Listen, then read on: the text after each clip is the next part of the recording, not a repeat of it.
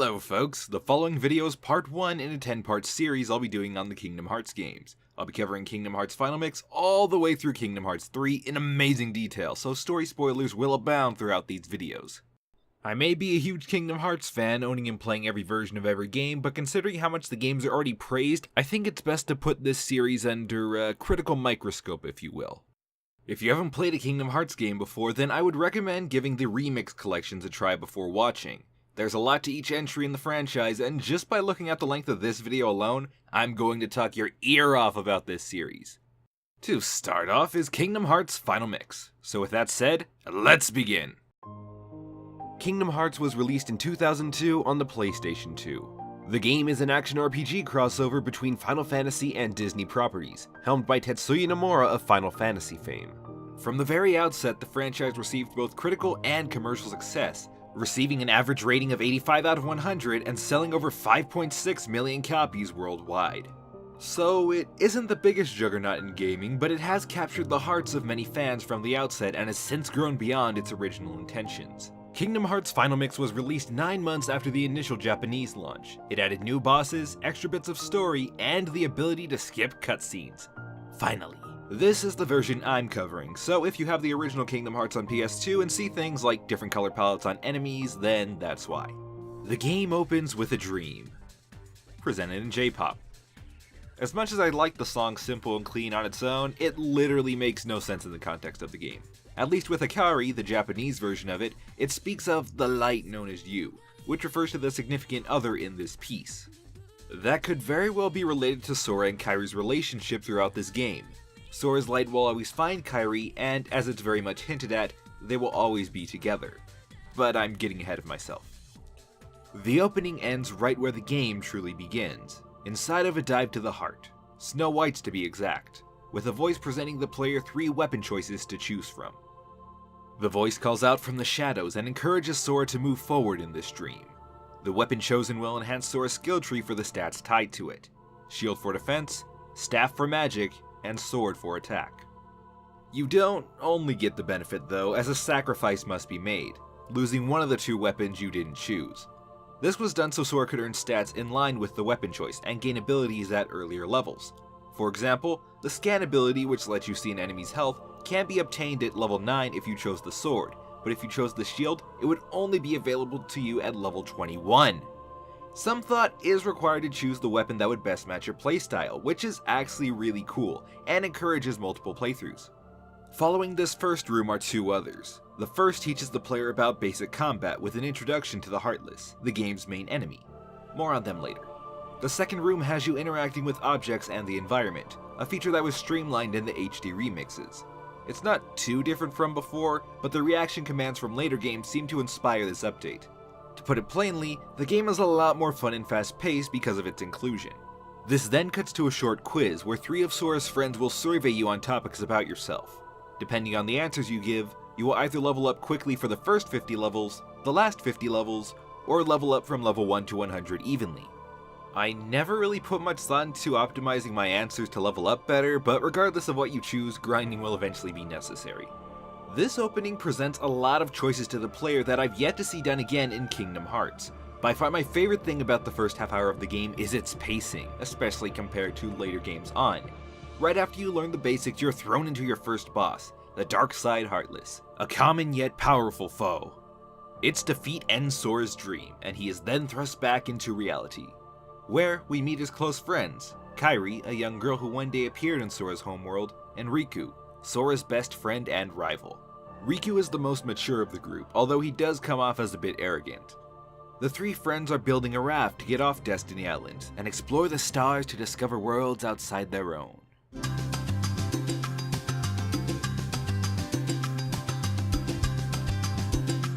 Now, Destiny Islands, as a tutorial world, does a great job starting off small and naturally teaching the player how to interact with characters, the environment, climb objects, earn tech points through parrying, and exploring to find secrets. And it's just the first hour of the game. You can even battle Riku to try and best him. This fight shows a bit of his character through the gameplay. He's bigger than Sora, so he obviously hits harder.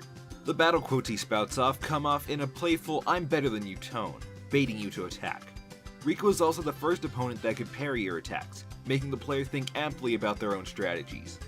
Granted, all of this is optional outside of finding the raft materials, but there's plenty to do in practice until you choose to end the day. After finding the needed supplies, the sun sets and the trio heads home. On the bridge, Riku gives Sora a Palpu fruit. It's said that when two people share one, their fates are connected. While the fruit itself isn't referenced again beyond the island, the unique star shape that it has will show up a lot more as the games progress. Parallel to Sora's story, a crisis has struck Disney Castle. Mickey Mouse, the king of Disneytown, mysteriously vanished, seeking out a reason why the stars in the universe have begun to snuff out. His only request is that Donald Duck, the head magician, and Goofy, captain of the Royal Guard, seek out someone with the key to their survival. But before their stories can connect, there must first be a separation. With the raft completed the previous night, all that's left to find are rations around the island that would satiate the gang's hunger and thirst during their travels. The more of the game you play, the more you realize that Sora, Riku, and Kairi would be wildly unprepared for any journey ahead, but I guess that childish naivety adds some charm to their character. As Sora gathers up the last of his materials, he visits the island's secret place. There he reminisces about him and Kairi as children. Before he leaves, Sora decides to draw one last thing, his hand extending out and feeding Kairi a Palpu fruit. As he exits the cave, a hooded figure foretells of the desolation of Destiny Island because of its connection to the dark. The door the man is next to has yet to be opened, but what's inside can only bring ruin. With nothing in his power to change anything, Sora returns to Kairi, who's making a star-shaped charm out of seashells. The second day draws to a close, and Sora and Kairi prepare the raft to sail the following morning. Their plans are soon devastated, however, as an unprecedented storm strikes the island. Somehow Sora, Riku, and Kairi had the same premonition, and head off to the island separately. Heartless then appear, no longer a dream, and Sora has no weapon that could harm them. That is, until he finds Riku, who has been seduced by the darkness. As he tries to drag Sora down with him, a light shines, and then Sora receives in his hand a Keyblade, the Kingdom Key to be precise. Now in possession of a tool that can defend himself, Sora heads to the only other point of note on the island, the secret place. Upon arriving, he sees Kairi, but she seems almost lifeless. The door mentioned by the hooded figure then opens, and Sora tries to hold Kairi in his arms, but she passes right through him. Destiny Island is then finally torn apart by a dark side, the prophecy now complete, ultimately destroying the world, leaving darkness in its wake. Our hero is then flung into Traverse Town, a world that provides sanctuary to those that have lost one. Pluto wakes him up. Concurrently, Donald and Goofy are looking for a man named Leon, who will help them find the key.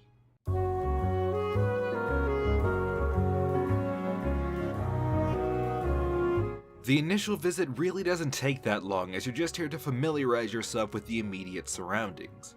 Traverse Town's music does a good job here of lulling the player into a sense of comfort, with its mildly jazzy tones and sensitive notes. The whole soundtrack and sound design in general are really outstanding. A few of the worlds may have tunes that loop way too quickly, such as Atlantica or the 100 Acre Wood, but they're an exception to the rule, as when other songs do this, they never wear out their stay and always feel right when playing. Of course, with such a massive story, voice acting had to take precedence, and to the game's benefit, having this game backed by Disney avoids the problem that so many games from the late 90s to early 2000s had: incompetent voice actors. The three central characters of Sora, Riku, and Kairi all have voice actors with a resume that cement their status. Haley Joel Osment played Mowgli in The Jungle Book 2, David Gallagher was Simon Camden in Seventh Heaven, and Hayden Panettiere voiced Dot in Pixar's A Bug's Life. It's not just them. Loads of Disney voice actors, ranging from the original theatrical productions to the television spin-offs, are cast to play their respective characters. Even with the reputable cast of voice actors behind this game, I don't think they all do as good of a job as they could have. David Boreanaz, voice of Squall Leonhardt, sounds very quiet, and his voice doesn't always seem to match up with the tone of the conversation. It's not his first voice acting gig, just one of his weaker ones. Of course there are others, but he's the most immediate example, as we run into him literally after circling the whole of Traverse Town. He's accompanied by Yuffie from Final Fantasy VII. Another familiar face from that game, Aerith, finds Donald and Goofy in order for them to meet Sora. It turns out that the Heartless were tracking Sora through the Keyblade, thus why Leon incapacitated him. From this conversation spawns another important plot point: the man named Ansem, a benevolent scientist who studied the Heartless. Aerith's side believes that Mickey not only went out in search of an answer behind the worlds falling to darkness, but also to reclaim Ansem's reports to find out a solution behind the Heartless infestation. Leon and Yuffie's conversation is a bit more to the point though, explaining that Sora was chosen by the Kingdom Key to protect the light. This was later retconned in subsequent games, but we'll get there when we get there. With Sora's regained consciousness, the Heartless just so happened to pinpoint his location, and come back in a stronger variety, the Soldier. With this, one of the minor yet plentiful changes of Final Mix arises. All Heartless, except Shadows, have new color palettes. From the most minor of Soldier to the biggest bosses, every single enemy was given a fresh coat of paint. Seeing that I never really beat the PS2 version of Kingdom Hearts until 2012, these Final Mix variations are the definitive version in my heart, even if they are their standard color in Kingdom Hearts 3. I'm getting off topic, however. Once making his way to the 3rd district, Sora, Donald, and Goofy finally meet each other, and what better way to get acquainted with someone than fighting alongside them? After taking down the admittedly easy boss, proper introductions are exchanged. Donald and Goofy need Sora to come along with them no matter what, so they convince Sora that he has a very likely chance of finding his friends if he travels with them. With the trio's first union, the chapter ends and we cut to the syndication of villains for the game. And if you know your Disney, you could identify the voices as Hades, Jafar, Ursula, Captain Hook, and Oogie Boogie. They were all gathered to this place by Maleficent from Sleeping Beauty, and for all intents and purposes, she is the main villain of the game. Her motivations are yet unclear, but seeing, or I guess hearing, these iconic Disney villains interact together outside of something like House of Mouse makes me happy on the inside. The scene doesn't last long, but I can credit the fact that it does set up interest for the plot to come. As Sora and the gang depart Traverse Town, we are then introduced to the most boring and tedious parts of the game: the gummy ships. Don't get me wrong, like the rest of the game, it's polished. However, just because you want to make a simplified Star Fox, at least give me something to do. The path you take to each world never changes up, and the tedium kicks in when you need to complete level 2 and 3 missions. Thankfully, you only need to complete one of each level mission to get the Platinum Trophy in the game, but my enjoyability level of these portions remained relatively low. Each gummy ship section takes about 3 to 5 minutes to travel from one world to the next. There's no benefit in getting a higher score, and it's more than likely you'll never use the gummy blocks to build custom ships. I think the worst offense though is that it becomes pointless after traveling each route once. Upon clearing the first 4 worlds, you unlock a warp gummy, making travel wholly unnecessary once each world path is unlocked. It's a shame too, because there was potential to have more fun than what we ended up with. For example, each world could have given the player multiple pathways to reach each area, and maybe by shooting certain asteroids or meeting requirements in the missions, an item or piece of equipment could have been earned. As is, the whole mechanic is very basic. The only intuitive feature to come from this gameplay is the ability to build your own gummy ships. It can be a bulky beast surrounded by lasers or just a main seat and rocket, but in order to finish off every gummy ship mission, all manner of materials and sizes are necessary. I wish there was more to say, except there isn't. As I already said, it's kinda pointless. On the world map, there's a split path you can take, with the stars above each area indicating its battle level. I don't quite get what it translates to in terms of the recommended level, but I always try to be 5 levels stronger at the end of a world than I was at the beginning, especially because I'm playing the whole game on Proud Mode, the highest difficulty in KH Final Mix. For the record, each mode only has a few minor differences between each other, with beginner mode giving you 8 of each power-ups, but completely locking the secret movie, standard mode having the gummy ship take double damage plus accessing the secret movie by completing the game 100%, and proud mode showing a battle report at the end, as well as making the secret movie easier to unlock. I always play KH games on the harder difficulties because I like to feel as if I earned the game's bonuses, but it's also way more satisfying of an experience, albeit a bit more aggravating. I give no grief if you prefer it on a lower difficulty, however, as it's completely understandable. Cutting back to the story real quick, from here on out the main plot will only show up in Traverse Town and a few of the later worlds, while earlier worlds are there for gameplay progression.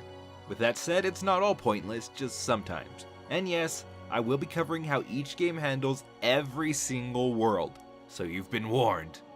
Let's start off with the first Disney world most people visit, Wonderland.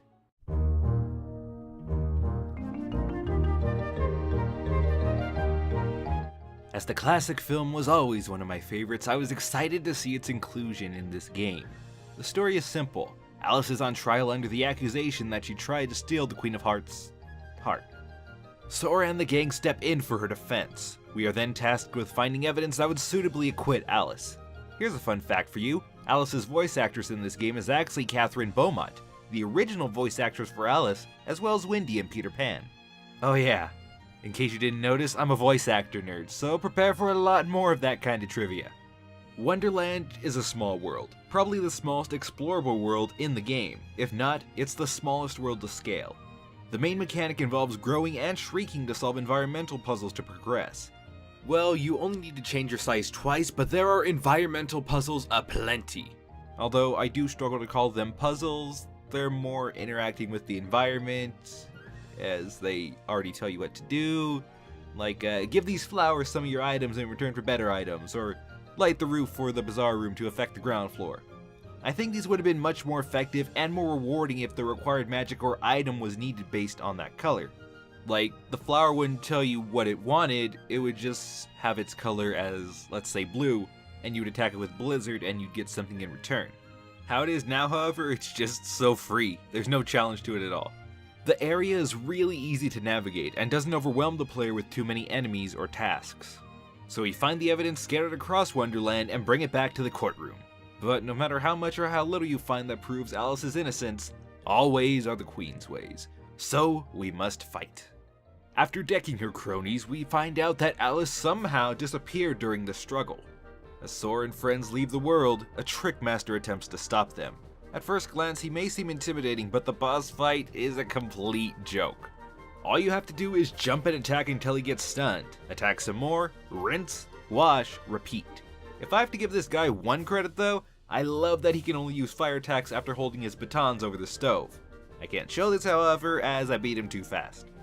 His defeat opens the doorknob's keyhole. The reason we're even traveling to these worlds in the first place is to seal them with the Keyblade. This prevents the Heartless from stealing the heart of each world, thus keeping that particular star from going out. Well, that was fun. Time to check out the most unique and revisited Disney world in the series, Olympus Coliseum.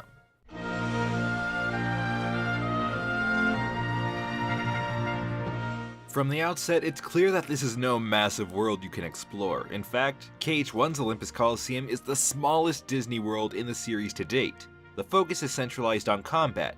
It is a Coliseum after all. Considering how much combat is required in this world, I believe it's time to expand upon how this game plays exactly. Kingdom Hearts is a 3D action RPG. You use a deck of commands to chain combos through attacks, cast magic spells to damage certain enemies and bosses, use items to replenish your health and magic, and summon Disney characters to help you in battle. More on that later. The basic method of attacking and guarding makes the early game feel very much like a hack and slash, but as your levels rise up and you unlock more ability slots to extend combos and upgrade Sora's moveset options, every single move you throw out and the spells you use feel extremely satisfying to string together in rapid succession. For the series as a whole, it's probably the most basic from a pure combat standpoint, but self-contained, it's hardly something to scoff at. There does arise a certain problem of becoming too overpowered, however. Even the post-game bosses stand no chance against you if you reach level 80 before taking a single one of them on. Granted, you may not need to intensely grind to reach that level, but again, more on that later.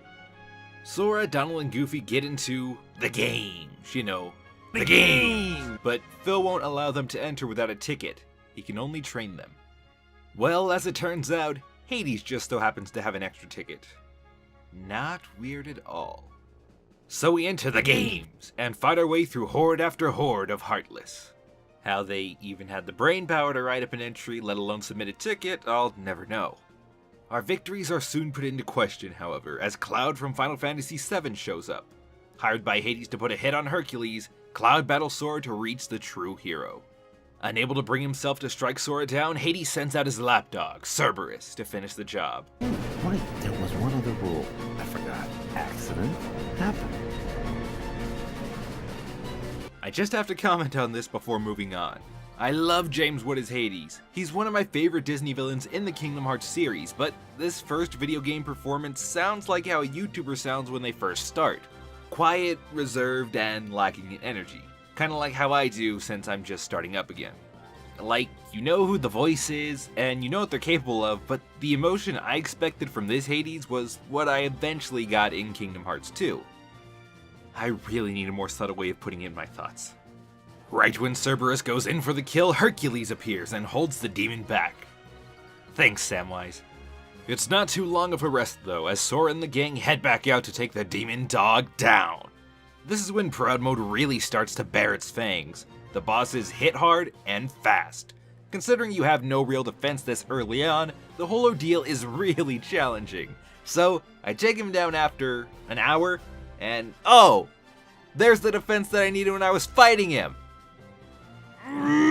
With their victory in tow, Sora, Donald, and Goofy are then dubbed Junior Heroes by Phil. On our way out, Cloud shares in one more conversation.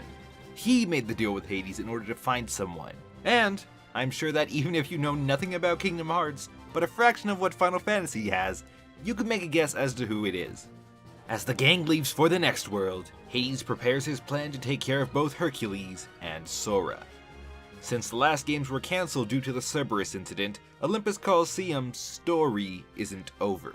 Unlike Wonderland and every subsequent world, we didn't seal this keyhole. Throughout the adventure all the way until the end, you can unlock various level cups to compete in, starting at the Phil Cup, going all the way up to the Hades Cup, with 2 special cups unlocked near the end of the game. But that's a whole can of worms I'll save for when we get to the side quests, even if sealing the keyhole is part of the main story. No matter what route you start off with, Olympus Coliseum or Wonderland, they converge at Deep Jungle, Tarzan's world, and the only world never to be used again for copyright reasons.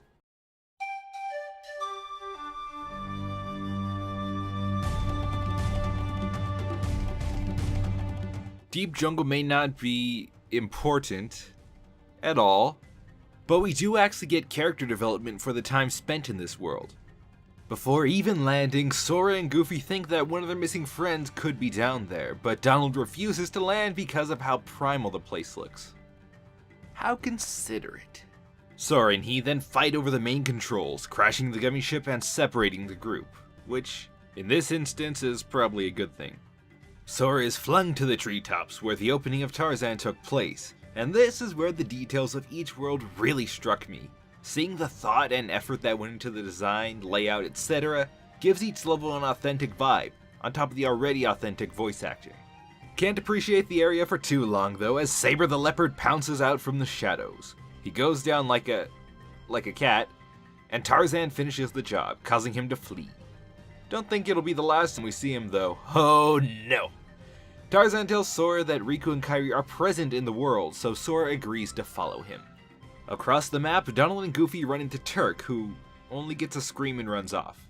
Then Clayton shows up and, I actually don't know what he does. There are a lot of scenes that cut back and forth in these games, so cut me some slack. When we come back to playing as Sora, a central mechanic is introduced: additional party members. Olympus and Wonderland had no citizens that would be suitable to fight alongside us, at least for their own stories, so it makes sense to have this feature introduced before every other world eventually does have this. We then head and get to play this pretty simple yet fun sliding minigame to reach the jungle part of Deep Jungle, arriving at the campgrounds down below. Upon entering the tent, Donald and Goofy reunite with the party, although Donald seems to be very bitter towards Sora after that crash landing. The gang does decide to stay though after finding a gummy block that Turk dropped, while Clayton goes out to hunt gorillas. Charming. Unfortunately, you have to choose 2 of your party members you want out, only being able to swap at save points. After another encounter with Saber, Tarzan offers to escort the group to see Kerchak, the gorilla's leader. Clayton goes as an escort because if there's one man I can trust around wild animals, it's someone who claims he's a hunter and has an open firearm. Not to get sidetracked again or anything, but I really hate the design of this world. Not the detail, but purely how everything is laid out. To prove this point, look no further than the copious amounts of platforming this level requires. May not look too bad in my footage, but I recall being stuck for countless amounts of minutes to complete what should have only taken 30 seconds. Sora's jump is slippery, and the hippopotami you need to jump on have curved edges. And if there's one thing Crash Bandicoot has taught me, it's that curved edges suck! I do eventually beat it by some miracle and head up to the treetops where there are vines. And even more platforming! So big surprise, Kerchak doesn't trust us, and Clayton tries to kill a gorilla. Oh boy, cause he was never gonna do that. Idiots. After this event, Heartless appear in the camp, which never happened prior to this. Heck, I don't think any enemies spawned at all outside of Saber until now. Speaking of which, we encounter the beast one final time, killing him in a matter of seconds. Rest in peace. When we eventually relocate Clayton, we can infer that it was him who summoned the Heartless. What are his motivations? He hates gorillas. I mean, he was already a weak villain in the original movie. This isn't helping his case much. And ironically, the boss Heartless he was using just kills him. It's not as gruesome as his original death, but dang. Just dang. Following the defeat of the Heartless Beast and the Chameleon, Kerchak trusts us enough to send us to the Waterfall Cavern, where the heart of the world resides. It turns out that Tarzan was right, and Riku and Kairi were in deep jungle, because they were in Sora's heart. Donald and Sora reconcile, and the keyhole seals, thus ending Deep Jungle. The world itself is very much filler, as Clayton has no association with the Disney Villain Syndicate, and the only points of story progression happen when Sora seals the keyhole and obtains the Protect Gummy. Like the movie it came from, it's just okay. Maleficent and the other villains have seen everything up to this point so far, yet our heroes remain unaware of their plan to use the Princesses of Heart, with both Snow White and Alice already shown to be captured. Now, with the term princess, you would expect all of them to be royalty, but they aren't. The phrasing only refers to the strength of their goodwill and character. Why do they need them? Who knows, but it's clear that their next target is at hand. The gang soon heads back to Traverse Town, where they present Sid with the gummy block. While he's examining its properties, he tells Sora to take a book through the underground waterway hidden in the 3rd District. Following the path introduces us to Merlin from the Sword in the Stone. He was told by King Mickey to train us in the arts of magic, but too bad he's pointless, because it's much more beneficial to just use spells on the field. You're really only going to come to this house for 2 reasons. The first reason is to visit the fairy godmother from Cinderella, who would transform any summon gems you pick up into summon spells, which summon Disney characters from across the board. Not all of them come from gems, 2 come from story worlds in fact, but ones that don't have a level in this game, like Simba or Bambi, do. And by the way, Bambi is hands down the best summon to use when farming synthesis items, just thought I'd give you a heads up. The second reason you'll want to visit this wacky world is to travel to the 100 Acre Wood, the world contained inside that mysterious book.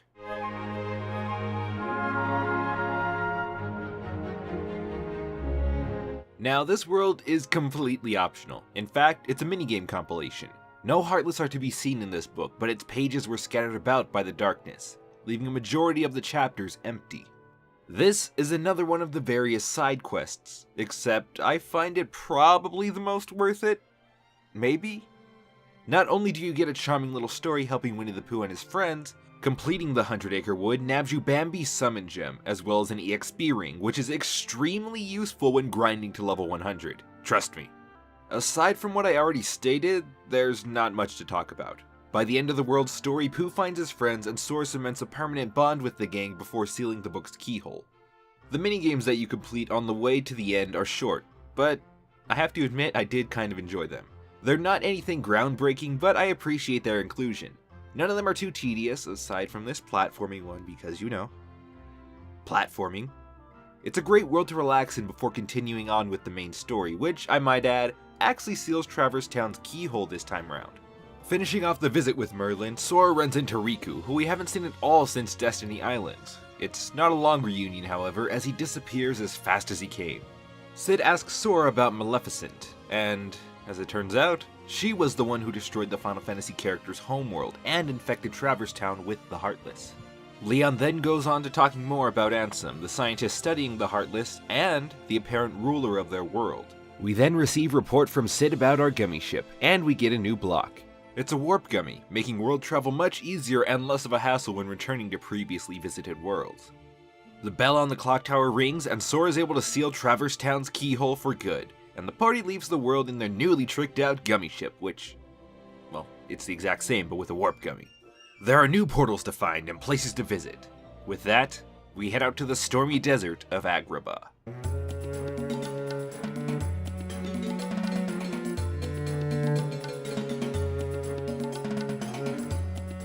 Jafar has located the keyhole of this world, yet Princess Jasmine has eluded his grasp. She's the next Princess of Heart, needed to continue their plan, so keeping her from being kidnapped is a priority. Without any further introduction, we are thrust into Agrabah. Sora runs into Jafar, helping Jasmine escape before finding Aladdin near the Cave of Wonders. In this version of the story, he uses his first wish to save Sora and himself from the Heartless Swarm, introducing Genie. As soon as everyone heads back to Agrabah, Jasmine is actually kidnapped. Great going.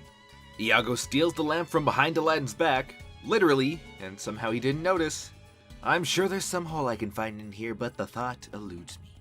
At the very least, it gives players proper motivation to visit the Cave of Wonders, and the Cave of Wonders mini-boss is straight up annoying. You need to jump on his sides to reach the weak point of his eyes, but you fall off so often that he eventually starts shooting dark energy at you the whole encounter, taking about 5 minutes to deplete a health bar that isn't even 2 bars long.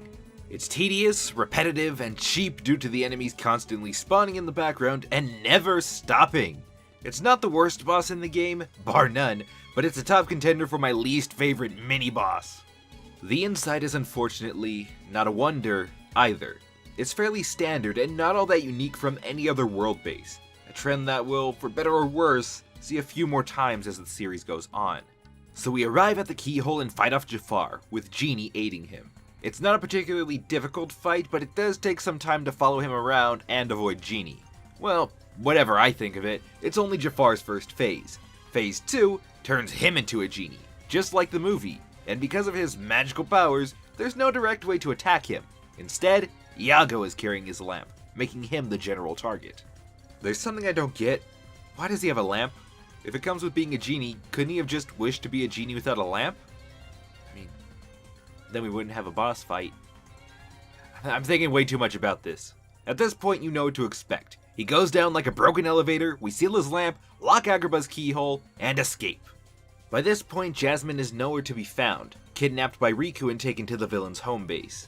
In return, Maleficent and Captain Hook take Riku to Kairi on the Jolly Roger.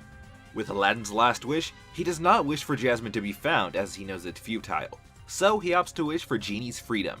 Like the movie, he's free to do whatever he wants, and in this case, offers himself up as a summon to help Sora and Aladdin find Jasmine. This would be touching, but I never used Genie. Now whether you choose Halloweentown or the other world, there's a short detour to take on the way there. It's not required to complete, but it is a part of the larger whole. That's why I'm choosing to talk about it. It's the Jabu Jabu's belly of the game, and the reason Jiminy Cricket keeps track of your data. This is Monstro.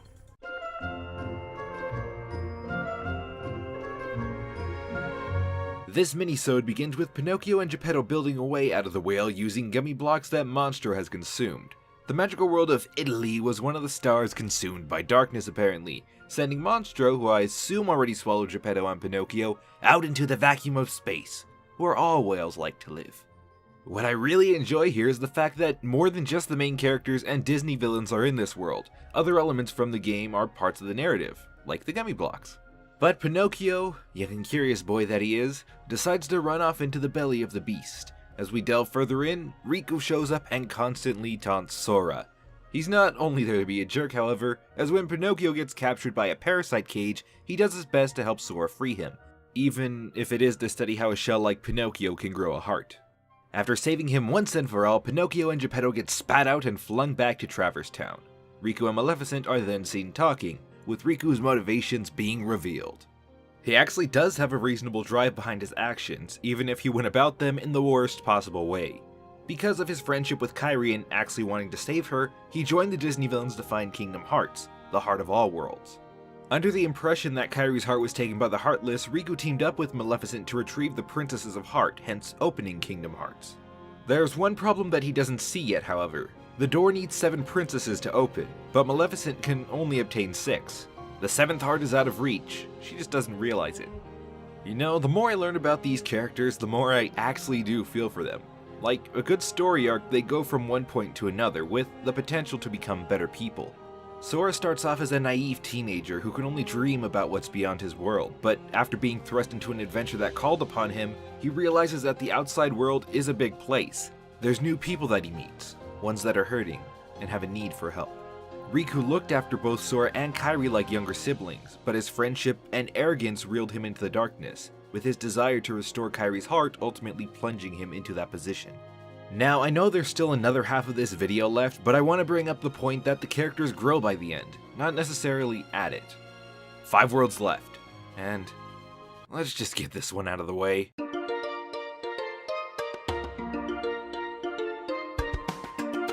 Dear Atlantica, I hate you. I get what you're going for, your idea is cool, but the execution should be executed.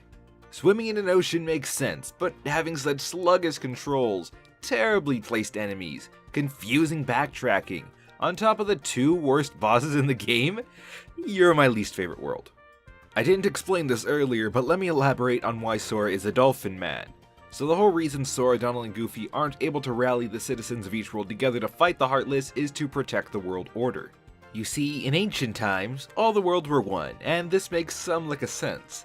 They don't all have to be in the same dimension, but having a place like Agrabah connected to locations like Olympus Coliseum and Atlantica fit. However, once a great event happened that would later be known as the Keyblade War, every single world was disconnected from one another, forming into individual planets. Over time, the worlds forgot about the others existing, isolated from the universe. The costume and form changes that we see our main 3 heroes go through are to keep this balance. It wouldn't make much sense having them walk underwater or stroll about Halloweentown and not look Halloweeny. But you know what? Forget the world order. I would have taken a disturbance of the Force in place of a trash world any day. With Sora, Donald, and Goofy trying to find Atlantica's keyhole, Princess Ariel, who is not a princess of heart, takes the trio to her father, King Triton.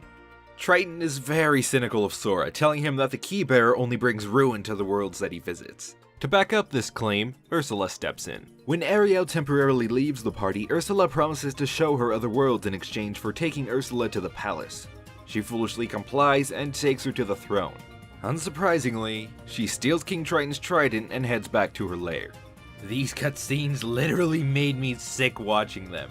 Not because the characters act dumb or Sebastian sounds like he's always yelling, but because there's a subtle water effect that stretches and bounces the objects in the background, actually making me motion sick. There's also the fact that the battle models are used for the cutscenes a lot during the animations to save on keyframing. This choice was understandable, and they switched to the cutscene specific models for more important scenes. These just became more noticeable after the HD remixes were released. Goes without saying by this point, but I absolutely despise this world. But it feels like a map is what really breaks it for me. A lot of areas here look super similar, and with no direction aside from following the trident marks in the background, there's very little to help the player move along. In fact, a good number of the worlds would have benefited from a map. Even if they were stringed together and made a straight line, at least you would have an idea where things are in your general vicinity. Nevertheless, even without a map, we find Ursula and... gosh, does this fight suck? Ursula can't be attacked in the beginning, as she's always moving and spinning and spinning and spinning! To even get a chance to hit her, you need to shoot the cauldron with magic to wear it out, multiple times might I add. But even if you happen to have a few ethers and shows the magic staff at the beginning of the game, you are going to run out, and the only way you can refill it is by attacking Flotsam and Jetsam, which loosens the time to attack Ursula, meaning that she could come up from behind you and kill you! And you still have to deal with the swimming controls! Fight 2 is just as bad. Using the power of the trident, she becomes the Queen of the Sea, and grows by an exponential amount. This fight would be a whole lot better if she was just crushed by her own unsustainable weight, but we have a boy using a giant key, a duck that can shoot ice, and a dog on 2 legs, looking for Mickey Mouse, so my disbelief is already suspended. The only thing that makes these fights less rage-worthy than they need to be is the arrow spell. This spell casts a shield around Sora, doubling his defense. Without it, most things would kill in about 2 hits on Proud Mode, so this is a godsend. If it weren't for the fact that she always spams lightning and homing bubbles, it would actually be a reasonably challenging fight. Of course, there would still be the swimming to deal with, but when you have a big enemy like her to attack, it's not that bad, honestly. That's the only positive thing I have to say about this world. I'm done. It goes without saying, we seal the keyhole. Next world, please.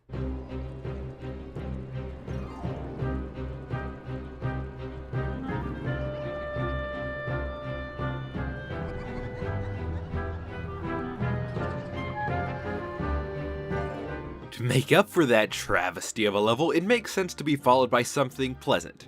Well folks, we've just arrived at my favorite world in the game. Halloweentown is the only other world to change up the gang's outfits, and I absolutely love the detail of these costumes. Outside of not really being in the signature Tim Burton style, their aesthetic and shading bring to life the undead creepy nature of the Nightmare Before Christmas, and it's just, oh, I love it. Also, we can conclude that the game takes place in September. Just thought I'd share that. Heartless are strewn about the town. You see, Jack Skellington wants to work the search ghosts into this year's Halloween.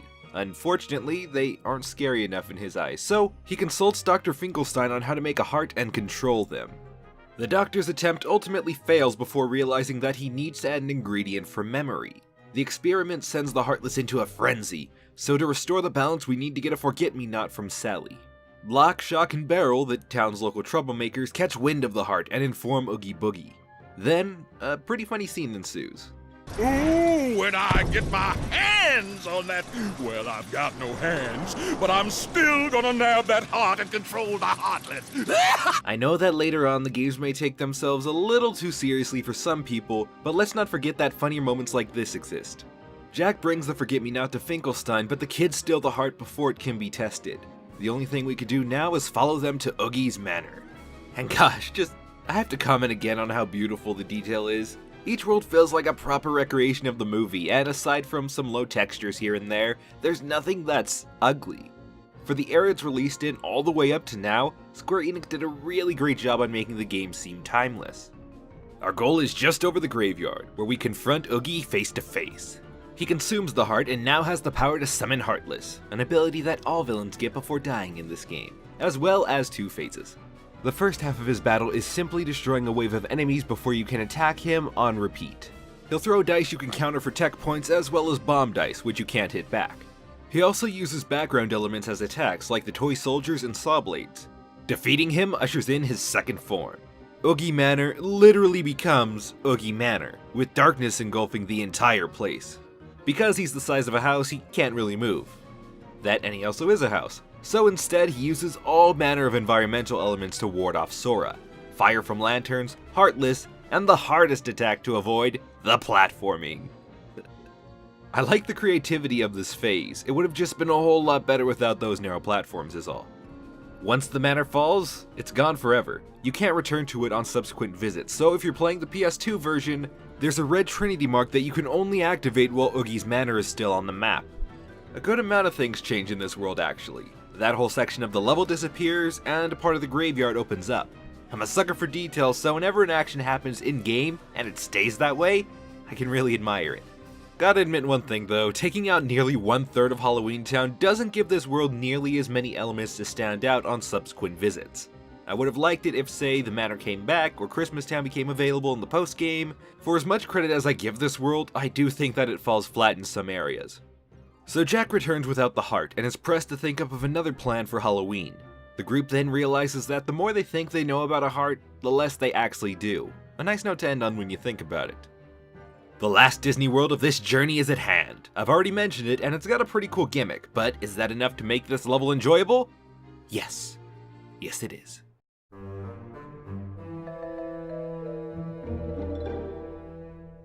Peter Pan was always one of the most magical and awe-filled movies of my childhood.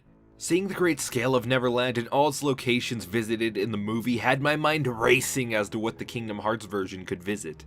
There's the Indian Camp, Hangman's Tree, and Skull Rock, just to name a few of these places. Not gonna lie though, I was really disappointed to find out that the Jolly Roger is pretty much the entire world.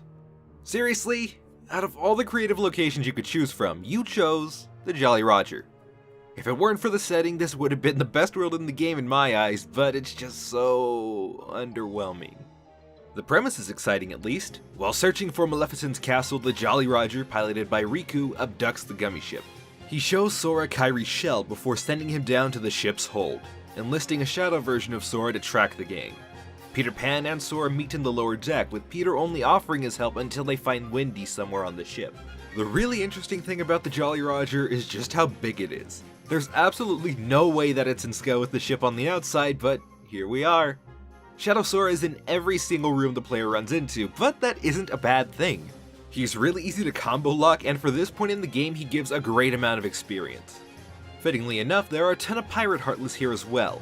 The enemy variety is actually quite varied for every single world. Outside of Traverse Town and Olympus Coliseum, each new world has at least 2 to 3 unique kinds of Heartless that also happen to fit in with the world order for some reason. Whichever explanation is canon, having new types of enemies with different tactics to defeat is a testament to how much the developers cared about each world's theme and variety. I wish that good variety also translated into the gameplay styles, but that's neither here nor there. Once delving deeper into the ship, Peter gives Sora and the others a bit of pixie dust from Tinker Bell. However, it doesn't seem to make them fly. On the other side of the cabin, Riku reveals to Hook that Wendy is not indeed a Princess of Heart. Why this is the case is ultimately never explained. But it's not like Riku really cares. He just wants to get Kairi's heart back, even if it may be in vain. Shadow Sora is confronted for the last time, guarding the way to Captain Hook. Soon after, Hook tells us that Riku took Kairi to Maleficent's home base, Hollow Bastion. Just when the gang's about to walk the plank, the pixie dust kicks in. Sora can now fly in Neverland and has learned the glide ability. The fight following this then becomes really simple, so let me talk about how fun flying is. And no, that wasn't just sarcasm. I really mean it. Flying is like swimming, but way faster and more fluid. You can zip around the map and get into a fair fight with enemies that are normally stuck in the air. The only downside is that flying is restricted to Neverland, the Secret Phantom Battle, and the last 2 bosses. Because of our newfound abilities, we overpower Hook, save Wendy, and take her back to London. Inside Big Ben, yes, the genuine Big Ben, is Neverland's keyhole. This nabs us the best summon in the game, Tinker Bell. What? Using her constantly replenishes Sora's health, and where you would normally die, our pixie friend gives you a Phoenix down and restores your health back to the max. Yes! Thank you so much. She's an awesome character to have, and the secret bosses would have been much tougher without her. Henceforth, we can only go onwards to reclaim the world that Leon, Sid, Yuffie, and Aerith had lost. Hollow Bastion.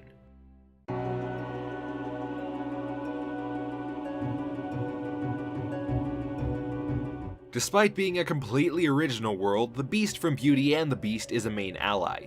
His heart was so strong that it drew him across the stars to find Belle, still leaving his body intact. It's about right here when the game starts throwing a bunch of curveballs. As the main character, we are led to believe that Sora was the sole successor to the Keyblade, which isn't true at all. The Kingdom Key was intended to be succeeded by Riku the entire time, with Sora holding onto it until Riku finally needed it to open Kingdom Hearts.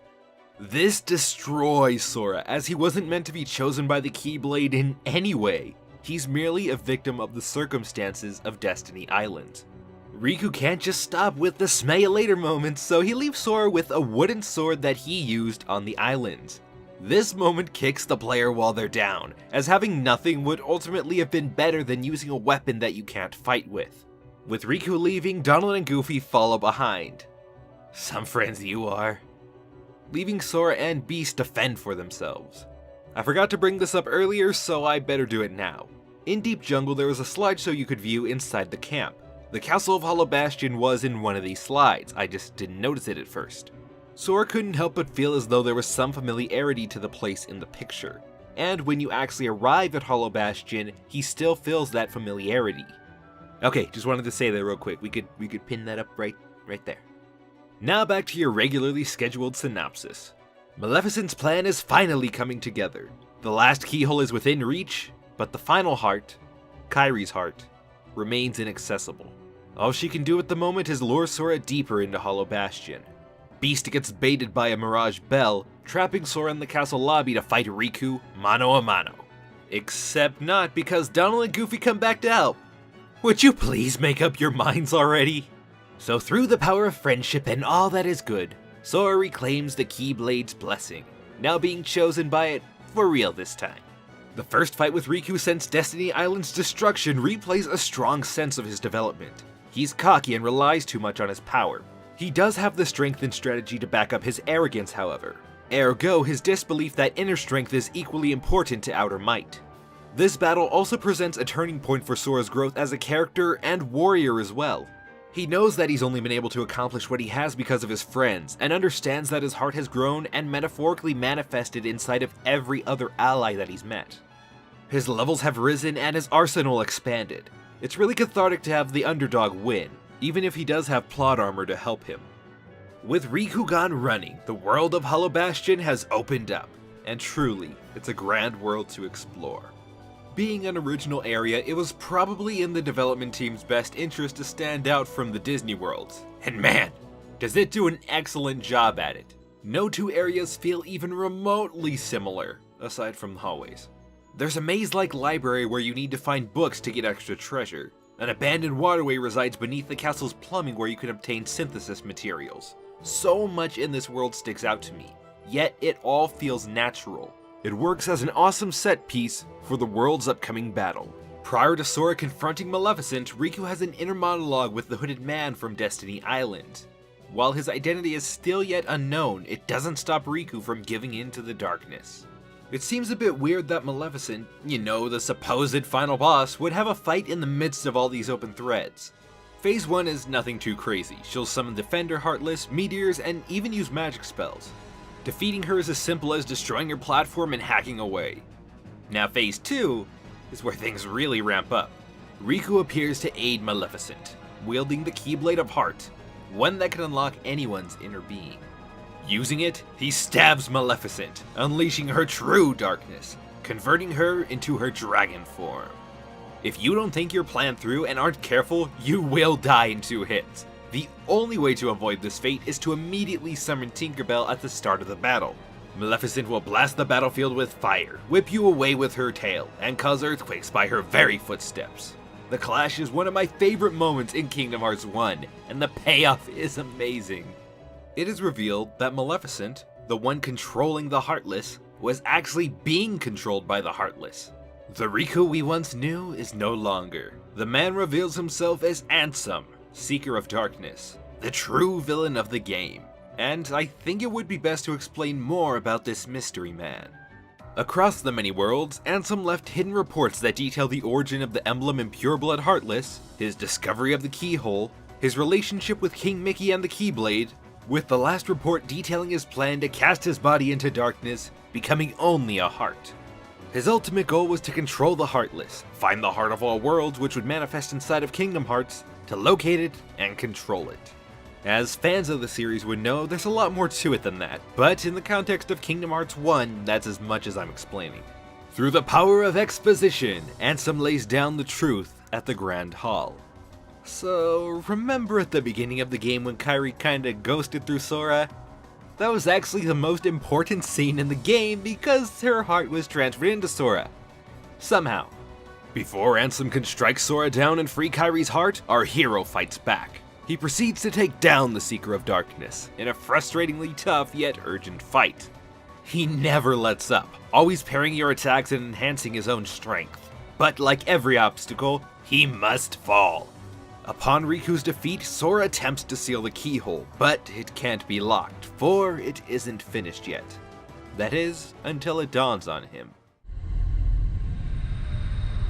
A keyblade that unlocks people's hearts. I wonder. Sora?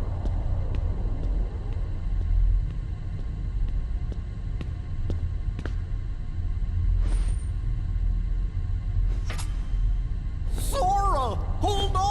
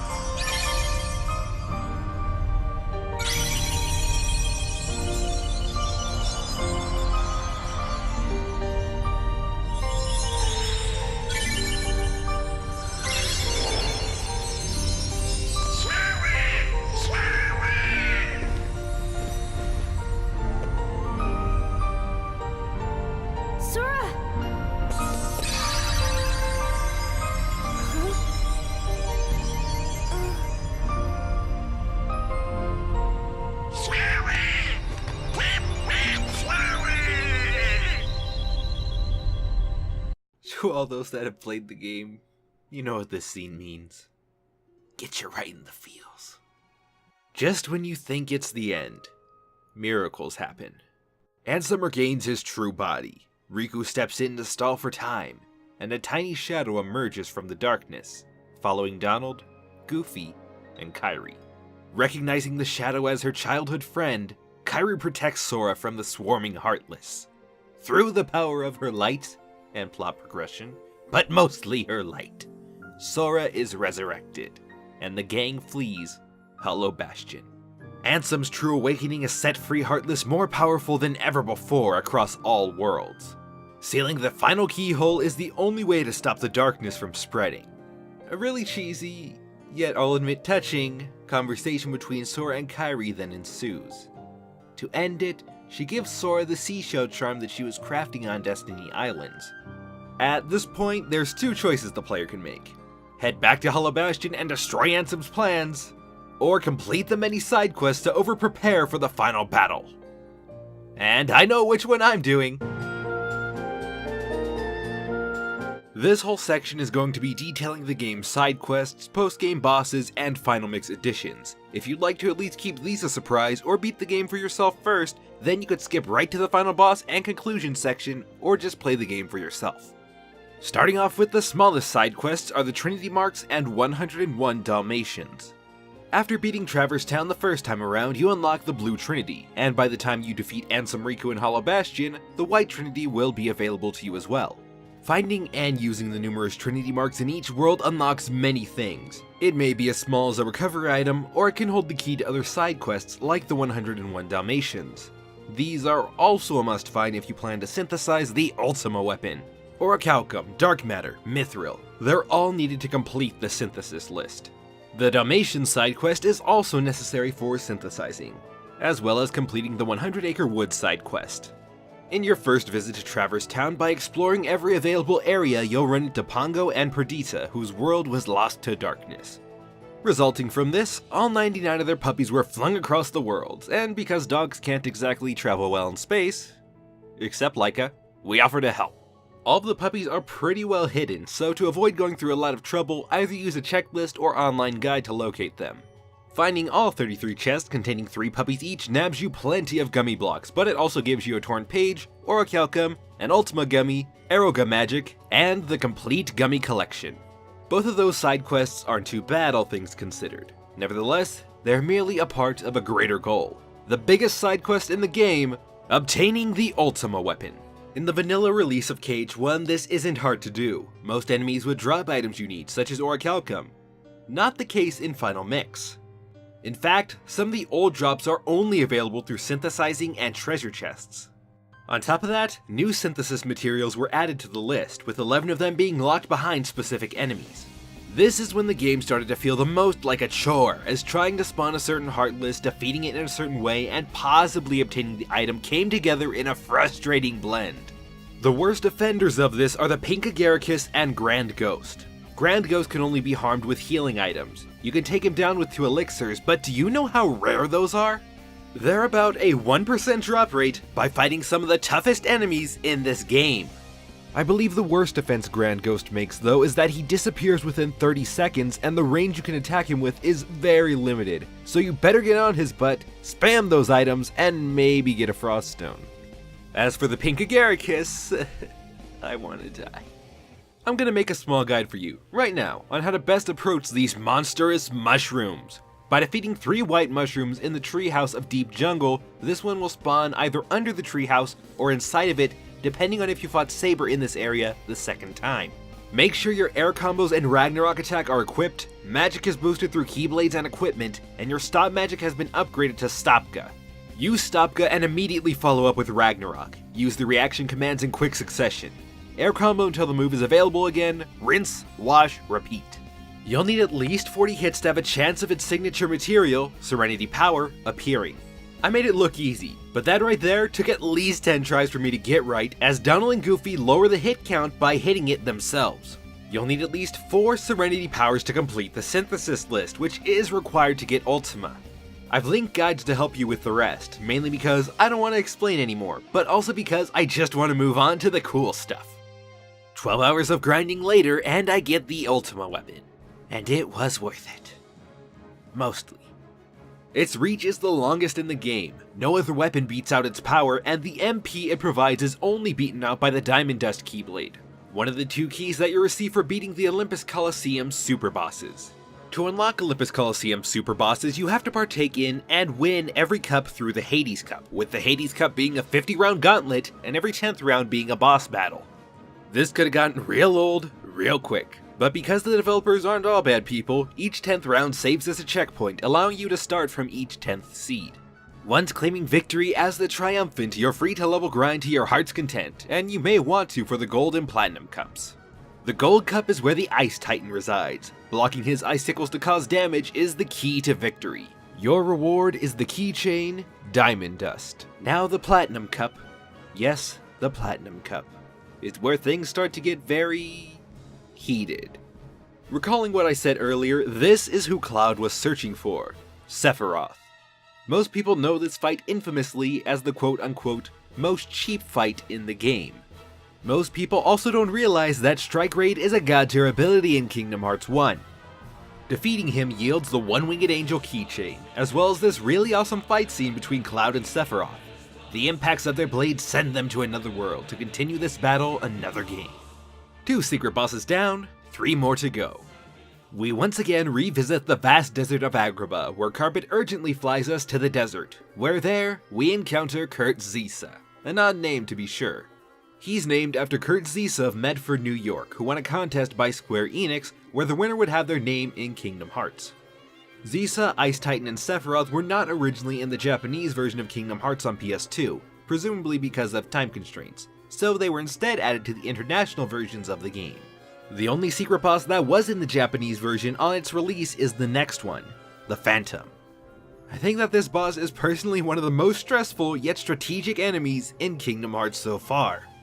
You can find him at the clock tower with Tinkerbell as your guide. You need Peter Pan on this team, otherwise he's inaccessible.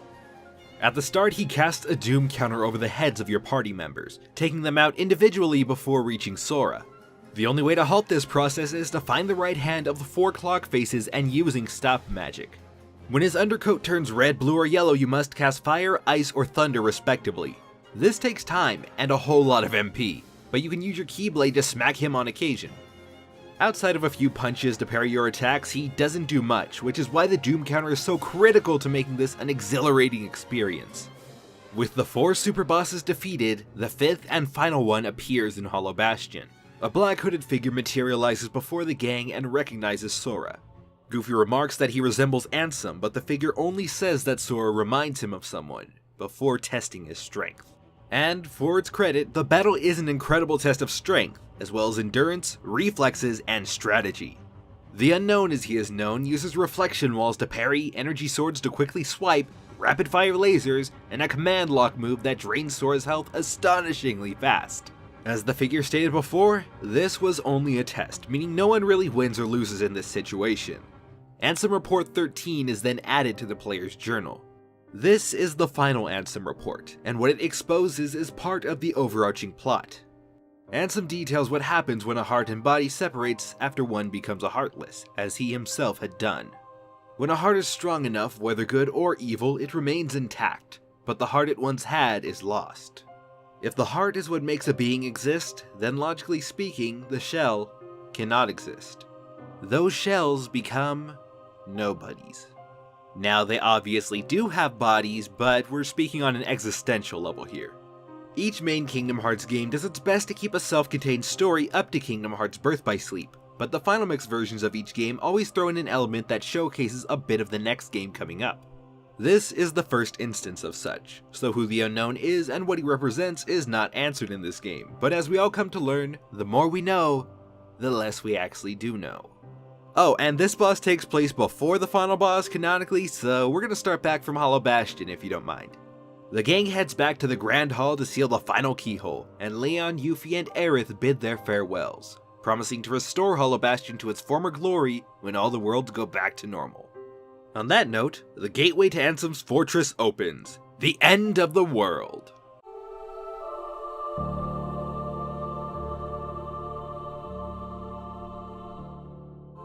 As an actual world, it's okay. But as a final world, it's great. Every world you visited is remixed in some way here, paying homage to the worlds that remain. Each one is a combat room, and by conquering every single one of them, you're one step closer to Ansem. The whole of the end of the world does a fantastic job at checking the player to see if they're ready to take on the final boss with both their level and skill. Of course, if you're level 99, none of that really matters, but do the optional stuff in the post-game, kids. It'll be a lot more fun. One obstacle remains between us and Ansem, and that is the final combat room. This area is intense, as it takes place right after a battle with Chernobog from the movie Fantasia. That fight's pretty much a flying version of the Ursula fight, so there isn't much to say regarding it. The combat room has wave after wave of enemies rushing in, never letting up, and always trying to flank, parry, and curse you. This is an awesome way to prove that you're ready for the final battle, which we are. When face to face with the last door, the voice from the very beginning can be heard one final time. Careful, this is the last haven you'll find here. Beyond there is no light to protect you. But don't be afraid, your heart is the mightiest weapon of all. Remember, you are the one who will open the door to the light. Inside is Destiny Islands, but not all is as it seems. The ground has become ruptured, and the ocean turns a sickening purple. Ansem can be seen in Riku's body one final time before he casts it off, ushering in his true form. Billy Zane's performance is excellent here. You just have to listen to his monologue. All worlds begin in darkness, and all so end. The heart is no different. Darkness sprouts within it. It grows, consumes it. Such is its nature. In the end, every heart returns to the darkness whence it came. You see, darkness is the heart's true essence. His voice is suave, yet frightening, giving off a vibe that just fits the character so well. Enough of that though, it's time to battle! Phase 1 starts off on a near-even field with the beach as the setting. Ansem calls upon his guardian to aid him in all parts of the fight, but it's particularly prominent here. It will often take precedence in front of Ansem, swinging at the party to try and make an opening to attack. When struck by it, the guardian will possess the player, sprouting out every 4 seconds or so to deal damage, with Ansem following behind the player in an energy sphere. I do like this phase purely based on figuring out a way around the Guardian, but the developers could have made Ansem seem even more threatening had the player had to use magic outside of healing and Aeroga magic. It would have given this fight a much more defensive approach instead of going in all guns a-blazing.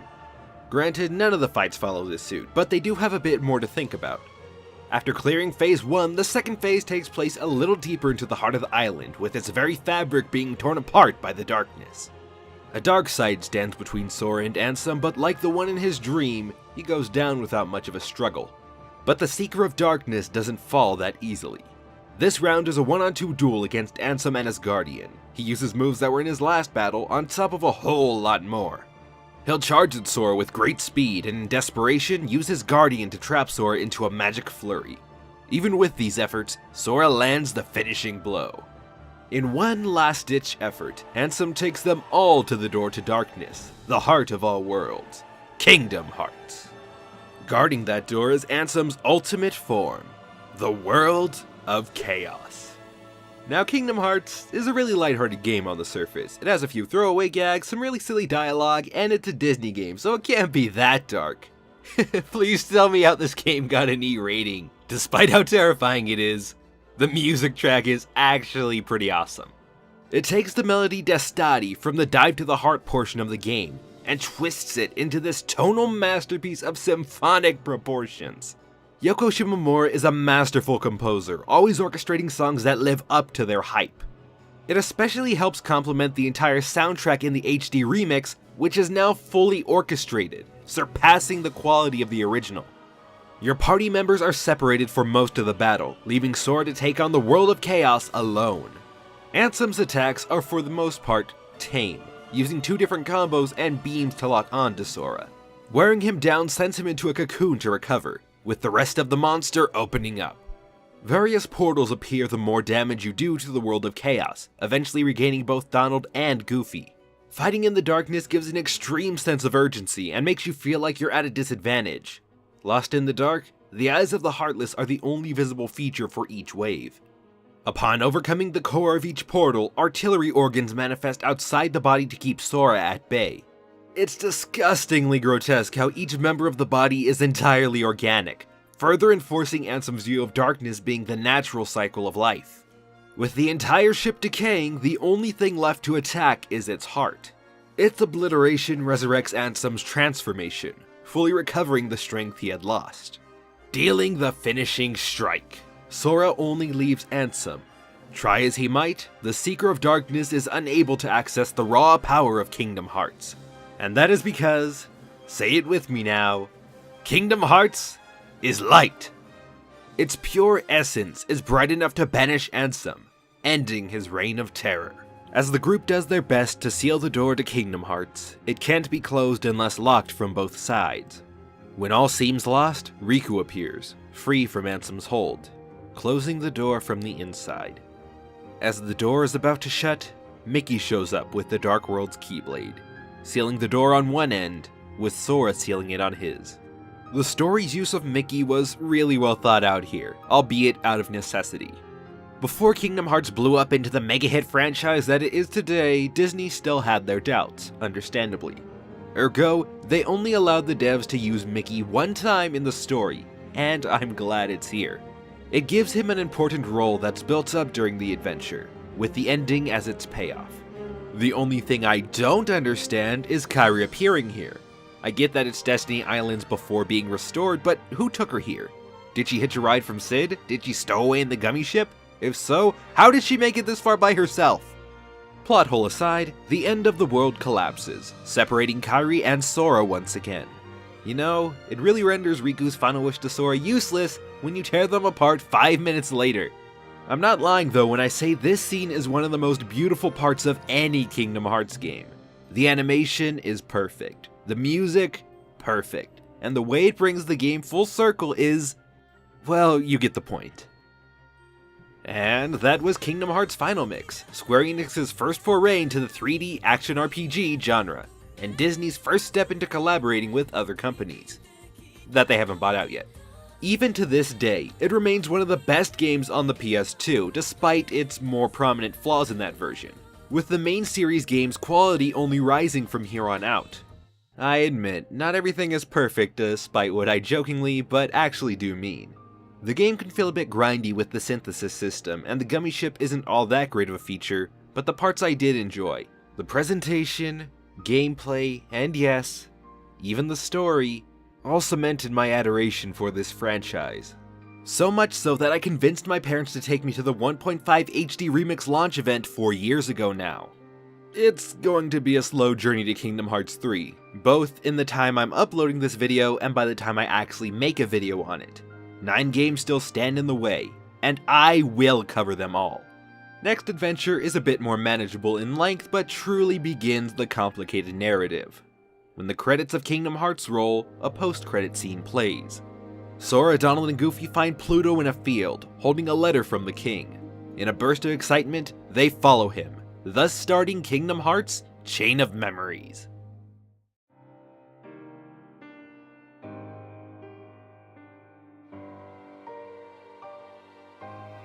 And for the best of the best, those who have dedicated their time to completing this game, a secret movie plays. It introduces a hooded figure fighting a large horde of Neo Shadows. Atop the backdrop skyscraper, Riku can be seen wearing that same hooded coat. They clash, with another set of Ansem reports, different messages written in each, counting down from 13 to 2.